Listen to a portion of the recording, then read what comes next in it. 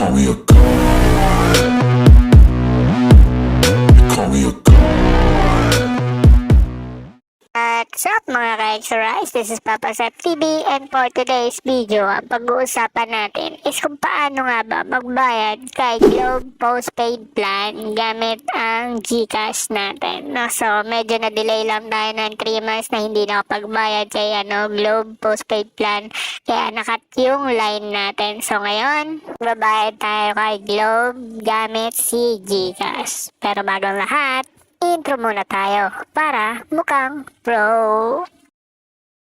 Subscribe now and press the bell icon. Never miss an update.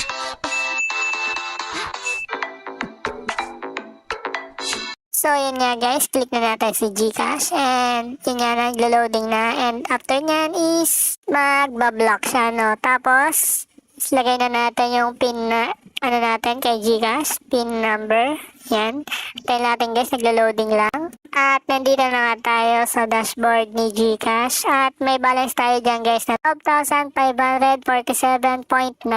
Yan yung balance natin kay GCash. So ngayon guys, magbabayad na tayo ng plan kay GCash. Click lang natin tong bills. So na-click na natin yung bills guys. Isantay lang natin mag-loading siya. Yan, loading lang. After nga guys mag-loading is makikita nyo dyan yung telecom, no? So click nyo lang yung telecom, yung may arrow na yan, and processing siya guys, no?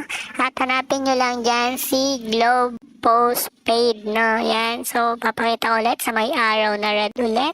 Yan. At ilalagay na nga natin dito yung amount natin na babayaran natin kay Globe Postpaid Plan natin is, ang amount niya guys is 7,497.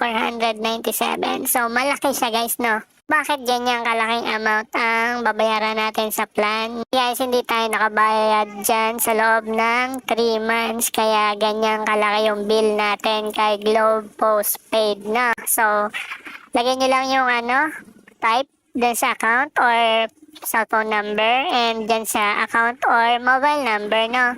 And then sa email guys is lagay nyo na din, pero optional lang yan. So input nyo na lang din. So sundan nyo lang step by step ng procedure natin. Now after nyo mapilapan ulit yan guys lahat, i-swipe nyo lang pataas. Yan, makikita nyo dyan yung next, at i-check nyo na din. Ito na naman guys, no? So di ko lang pinakita, at nandito na tayo sa my payment source. So sinek ko lang yung GCash, no? Dalawa kasi yan, GCredit and GCash, no? So next lang, and confirm nyo na lang din to guys, no? So for confirmation na tama yung information.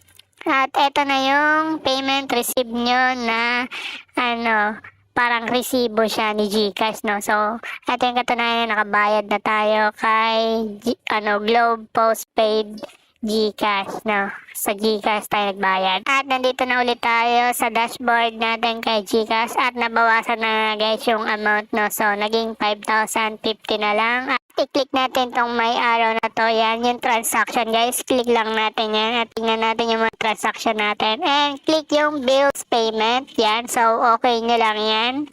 Click OK, and then bata tayo sa inbox, and ayan na nga yung text ni GCash sa atin, no? So may text message si GCash na nakabayad na tayo. Yan guys, nag-notify si GCash, no? Basta nakalink lang yung number mo and yung email address mo, no? So ito naman guys yung email sa atin ni GCash na nakabayad na nga tayo. Yung sabi dito is your Globe Postpaid payment has been posted, no? So mapopost na din yan, no? At magkakaroon na tayo ng internet and call and text kay Globes. Yung huling buwan kasi guys is hindi natin nagamit yung internet nila and yung call and text kay Globe kasi nakat nga yung natin plan, kasi hindi tayo nakapagbayad sa loob ng 3 months, no? So ngayon nakapagbayad na tayo is magagamit ulit natin, no? So yan lang guys, no? Kung nagustuhan nyo tong video na to, please don't forget to like, share, and subscribe. Thank you and God bless.